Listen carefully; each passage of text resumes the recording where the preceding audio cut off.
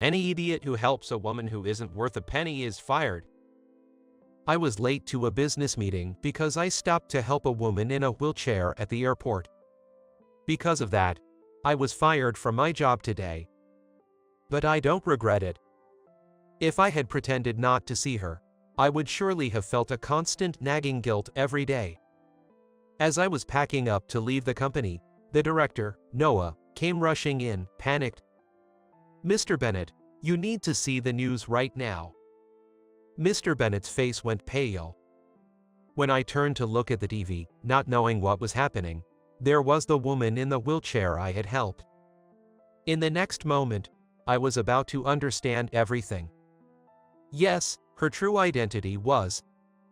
My name is Kyle, and I'm 28 years old. I'm just an ordinary office worker at a company that manufactures caregiving equipment.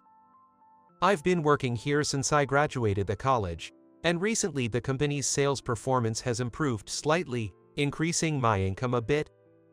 I was naturally happy about the company's growth. However, I felt a bit uncomfortable with the way the company was being run. This was because, under Noah's direction, we had started to adopt a sales style more focused on selling products than considering the customer's benefit. Although we produce reliable products and this sales style has increased transactions, I had doubts about selling products to people who didn't need them. Once, I directly confronted Noah about the current sales style, but he wouldn't listen. "Noah, shouldn't we change the way we're selling a bit? Why change anything when transactions are up?" True, transactions have increased, but this approach might lead to a drop in customer satisfaction later. Who cares about reputation? But I don't think we need to push unnecessary products on people. If customers are paying, it's not unnecessary. What style would you propose, then? Perhaps a style that responds to customer needs. Responding to customer needs is a common phrase for people who can't do their jobs. Well, you haven't been able to do much work anyway. Your performance has always been terrible.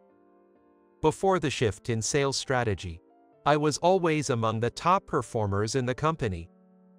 But since the change, I couldn't adapt, and I struggled to secure contracts. Because of this, my performance plummeted, always ranking last. Previously, Noah and Mr. Bennett never complained about me, but they began to despise me when my performance visibly declined. It's troublesome that you voice your opinion despite such poor performance. Are you wasting time with nonsense again? Then, Mr. Bennett came to the office to check on the work. Upon seeing Mr. Bennett, Noah stood up respectfully. "Good evening, Mr. Bennett." "Good evening." Kyle, you're not troubling Noah with your nonsense again, are you? He's starting to say our sales strategy is wrong. Wrong. Noah's strategy has been leading to growth, and it's actually been successful, hasn't it? No, I just think that instead of forcibly selling unnecessary products, we should adopt a sales style that meets customer needs. If you focus on customer needs, performance will only go down. Don't worry about such things. But if you have time to argue, why don't you go out and sell? This is why people call you a failure. I'm sorry. Noah, it must be hard, but please take good care of your subordinates. Yes, sure. With that, Mr. Bennett left the office. Afterward, Noah confronted me, blaming me for the scolding he received from Mr. Bennett, and he dumped a lot of menial tasks on me. From that incident, I was burdened with menial tasks by Noah almost every day, leading to days of overtime as I couldn't finish during regular hours. Rumors of my confrontation with Noah spread throughout the company, making the employees fearful of voicing their opinions to Noah or Mr. Bennett. Still, I don't think I'm wrong in my beliefs. While pondering over my convictions, I continued to work diligently. As usual, I took the last train home, exhausted. It was always my grandmother who warmly greeted me when I returned.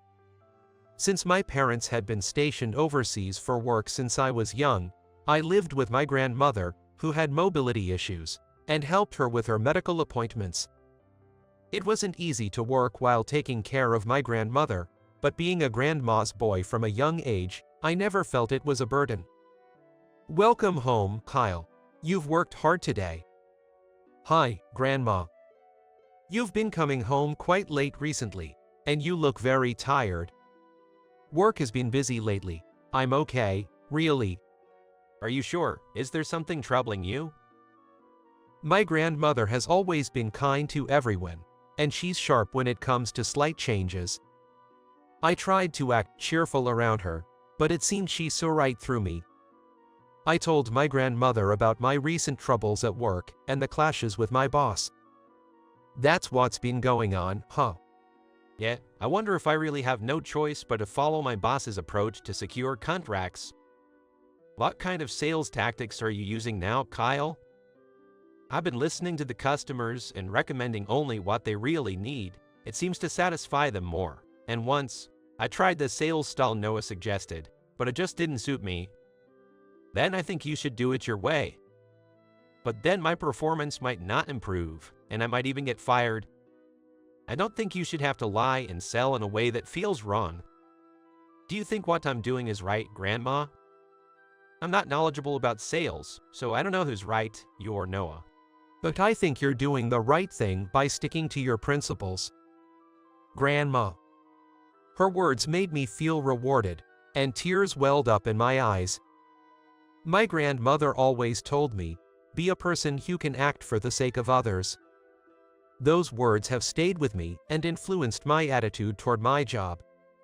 My grandmother has always lived by that principle too, unable to ignore anyone in trouble due to her kind nature. Thanks to her personality, she gets along well with the neighbors, and she's quite well known in our community. I deeply respect my grandmother for that. There were times at the company when I nearly bent my principles, but I believed in my grandmother's words and acted on my own terms. But it makes me happy. What makes you happy? That you're still trying to live by what I used to tell you, even as an adult. Well, if you hear act for others that many times, you end up thinking you must do it. It's actually quite hard to act for others, you know. Is it? Think about the people around you. Prompted by her, I immediately thought of my bosses at the company. Indeed, they seem to prioritize profit over acting for the benefit of others. That might be true. It becomes even harder as you grow up. In that regard, Kyle, you are admirable. I'm proud of my grandson. Oh, that's an exaggeration. No need to be so shy. Hey, you have to get up early tomorrow, right? You should go to bed. Yeah, I will. Good night. I finished my bedtime preparations and lay down in bed. Usually, my mind would be filled with worries, and I couldn't fall asleep right away, but tonight, I drifted off quickly.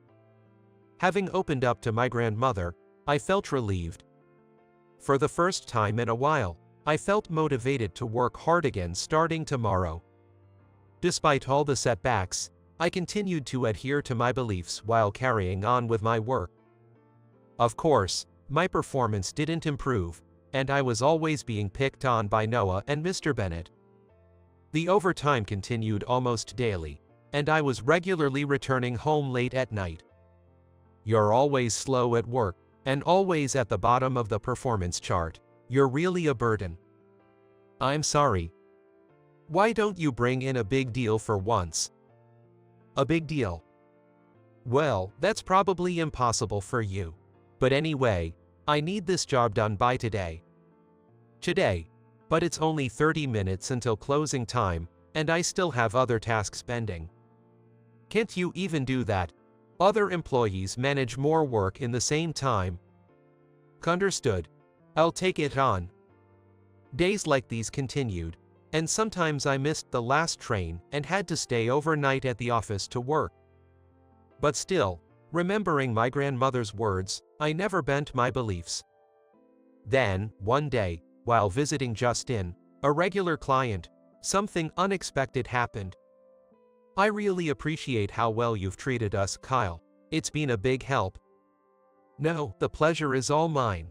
Thank you for always being so appreciative.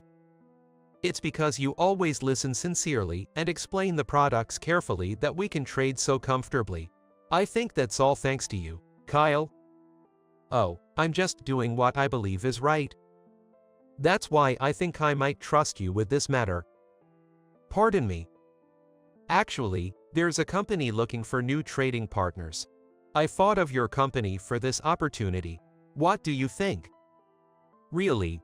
Which company is it? It's Parker Corporation. Parker Corporation. That's a major firm, isn't it? Are you sure someone like me is suitable? Yes, I'd prefer it, actually. They not only value the quality of products, but also the character of people, so I can trust you, Kyle. Our company is confident in our product quality, and I'm honored you think so highly of me. So, will you take it on? Yes, please, I'd love to handle it. Thus, through just in, I was able to make contact with a major corporation. A few days later, I received a call from Parker Corporation. Unbelievably, this led to a business deal worth $10 billion, and I was put in charge of it. When Noah heard that I had secured the deal, he was quite shocked.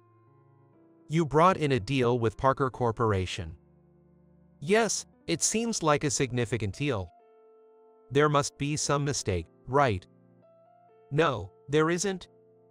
Any mistake could jeopardize the company's future. Yes, that's why I was hoping Noah could accompany me to the negotiations. I'm sure to go with you even if you don't ask me to do so. I was thinking of sending a more capable employee instead of you. Oh. Just then, perhaps having heard the news, Mr. Bennett burst into the office. Everyone in the office turned their attention to what was happening. Is it true that a deal with Parker Corporation has been settled? Yes, and it seems Kyle brought it in. Kyle did? How? It was through a connection with the reps I've always been good with. This involves the future of our company. Can we assign another employee to handle it instead of him? No, that won't do. It's thanks to his connection, and the client specifically requested Kyle. They requested me. Yes, so make sure you don't embarrass us. Also, I'll be accompanying you to the negotiations. Mr. Bennett, too. Of course, the company's future is at stake here, and I'm counting on you, Noah, to accompany us thoroughly. Understood. Thus, along with Noah and Mr. Bennett, I set about preparing meticulously for the negotiation. We carefully considered the content of the negotiation, and I was made to practice the presentation repeatedly. For a while, this negotiation was the main focus of my work at the company. Despite receiving numerous criticisms, I accepted them all and practiced over and over again. This way, I was able to prepare thoroughly and bring everything to a perfect state. Then the day of the negotiation arrived. I was going over the presentation materials until the last minute. Noticing my preoccupation, my grandmother spoke up. Is today the day of that big negotiation? Yes. The company we're negotiating with is far away, so I have to take a plane there, and I'll be staying overnight. You're always working so hard, but make sure to do your best today. Yes, I'll definitely make the negotiation a success. Don't be too tense, just be yourself as usual, and I think you'll succeed, Kyle. Thank you, Grandma.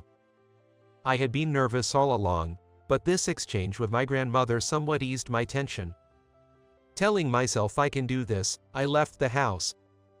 Today, instead of going to the office, we were supposed to meet directly at the company we were negotiating with. So, I headed to the airport first to catch my flight. Since I arrived a bit early at the airport to allow plenty of time, I was walking around to clear my head. That's when I noticed a woman in a wheelchair looking distressed and seeking help. The airport was crowded, and the staff were too busy with their own tasks to notice her plight. I checked my watch. It was almost time to go through the security check, but I couldn't help worrying about the woman. If I don't go through security now, I might miss my flight. But how can I just ignore someone in trouble right in front of me? Hesitating, I remembered my grandmother's words. Be someone who can act for others. I couldn't ignore my grandmother's advice and my own principles. I hurried over to the woman. "Excuse me, do you need any help?" "Yes, my wheelchair suddenly stopped working, and I need to catch my next flight soon." "It stopped working." The woman seemed very anxious. Fortunately, having experience with my grandmother's wheelchair, I had some knowledge about them. I found the likely problem and started fixing it. "Does it look fixable?" "I think it should be okay." "You seem quite skilled. Do you work in caregiving?" "Well, I do something close to that, but mostly, I've just gotten used to handling it because my grandmother uses one." "That's very reassuring." After a while, I managed to fix the wheelchair.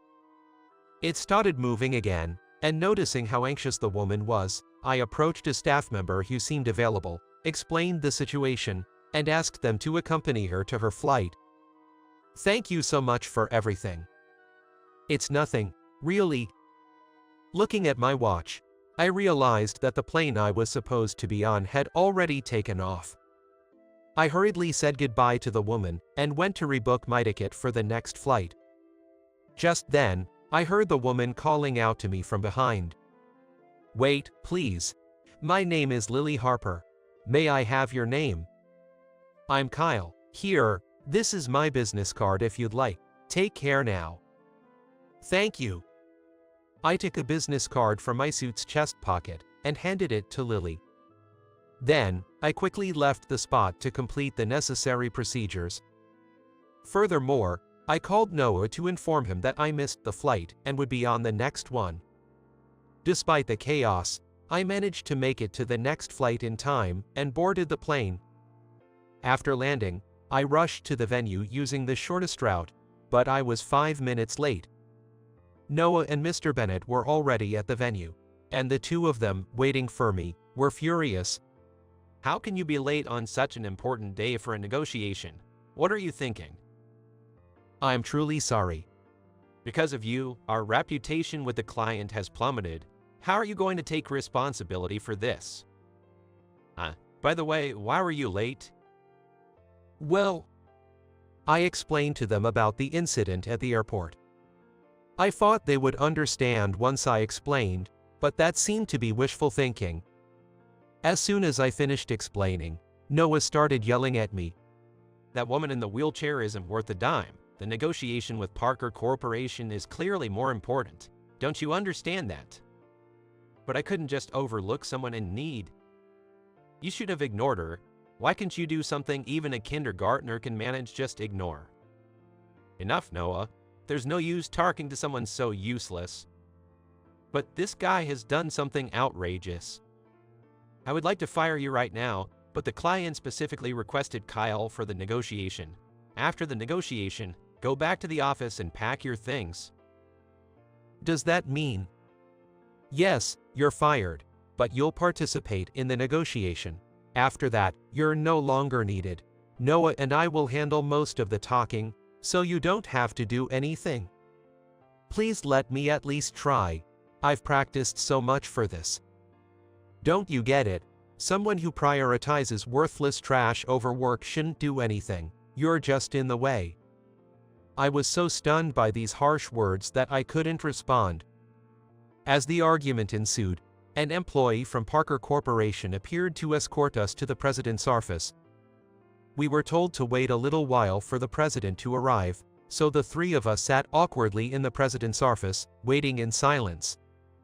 During this time, Noah and Mr. Bennett continued to mutter complaints about me under their breath. I reached my limit and stood up to leave the room. Just then, a familiar face appeared on the TV in the president's office. It was Lily, the woman I had helped at the airport. Lily seemed to be giving an interview on the news. "Noah, look, the woman in the wheelchair is on TV. At that woman, she's beautiful, but it's a pity she's disabled. But no matter how beautiful, if she's in a wheelchair, still worthless, right?" Haha, exactly.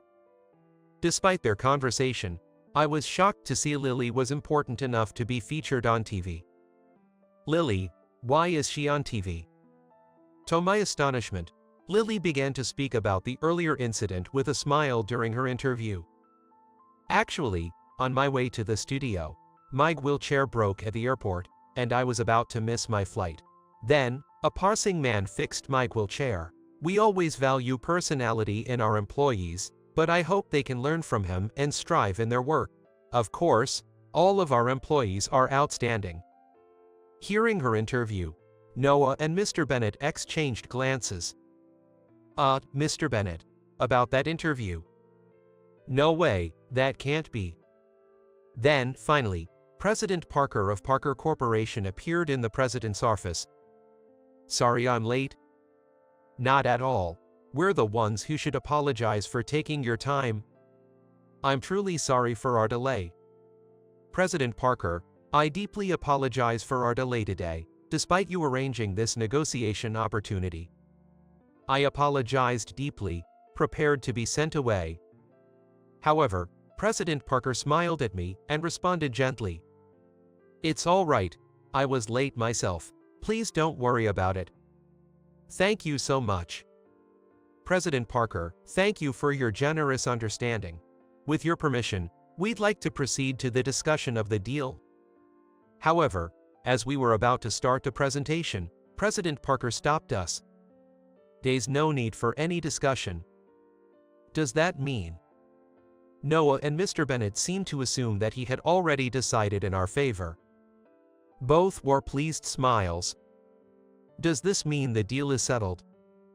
Indeed, you are discerning, Mr. Parker, to recognize our strengths without even needing a presentation.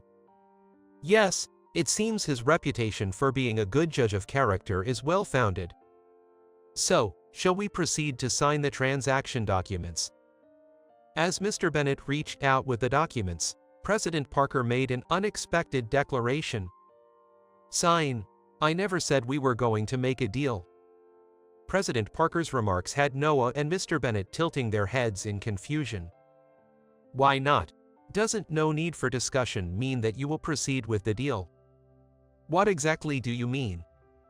Well, the reason is clear. I cannot do business with people who insult my daughter. Your daughter?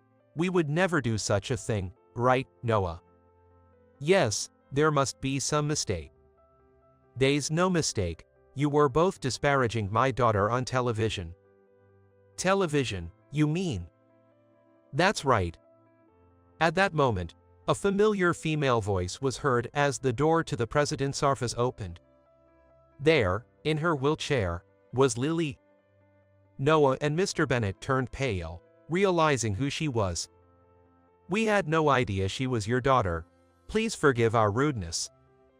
We are extremely sorry. So, if she wasn't my daughter, it would be alright to say that people in wheelchairs are worthless. I can't work with people who hold such despicable views. Please leave. How can this be? President Parker had Noah and Mr. Bennett removed. As I also began to leave, President Parker stopped me. Wait a moment, you're Kyle, right? Yes. Weren't you just told by Mr. Bennett that you were being fired after this negotiation? Yes, that's right. I was told I'm no longer needed after this. How do you know about that? Our company values character above all, so my father always monitors the behavior of our business partners during negotiations. If any flaw shows, he's willing to call off the deal immediately. So you've been observing us from the moment we arrived. If that made you uncomfortable, I apologize. However, I believe that to build a good company, profit is important, but empathy and kindness towards others are paramount. In President Parker's words, I felt a connection to my grandmother's teachings. I had long been dissatisfied with the management principles at my current company, but I truly respected his perspective and found it admirable. So, after observing your actions, I believe you are the right fit for our company. What do you think? If you're willing, I would very much like to welcome you to our company. Me, really? I also agree with bringing Kyle on board. Would you consider joining us? If you think I can be of any value, I would love to contribute to your company right away. Thank you very much. Thus, I left Bennett Corporation and transitioned to Parker Corporation. When I told my grandmother, she was thrilled as if it were her own accomplishment. I'm so glad to see you rewarded like this, Kyle. Oh, come on, you're exaggerating. What are you talking about? Your parents overseas are overjoyed too. Moving to such a major company, they think it's fantastic. Grandma, did you go and tell everyone? It's not something bad, right? In fact, I've been bragging about it to everyone in the neighborhood. Grandma, that's embarrassing. Kyle, acting for the sake of others is a good thing, right? Yes, if you hadn't taught me that, I might not have found such a great company, thank you. I didn't do anything. You achieved this on your own. You should have more confidence in yourself. Yes. As I continued at the company, never becoming arrogant despite being recommended by President Parker, I advanced my work as I believed it should be done. My diligence was recognized, and I quickly climbed the corporate ladder. Meanwhile, Bennett Corporation, due to the incident, saw a decline in its reputation. Additionally, due to not conducting customer-oriented sales, it began losing sales, and the company's performance dropped, pushing it to the brink of bankruptcy. After that, I reunited with Lily at the company, and our relationship developed to the point where we even went out for meals together. By this time, Lily's health had improved significantly, and she was able to walk without a wheelchair. The meal was a bit tense with just the two of us, but I felt saved by Lily's bright and kind demeanor. The food here is delicious, right? Yes, thank you for inviting me.